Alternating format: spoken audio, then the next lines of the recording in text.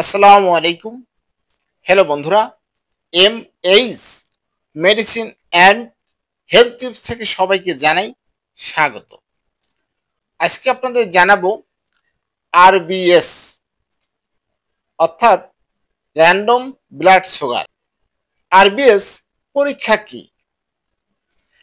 RBS পরীক্ষা হলো রক্তের শর্করা মাত্রা তাৎক্ষণিকভাবে জানার জন্য একটি পরীক্ষা। এই পরীক্ষার জন্য আপনাকে আগের রাতে কিছু না খেয়ে থাকতে হবে না। কেন আরবিএস পরীক্ষা করা হয়?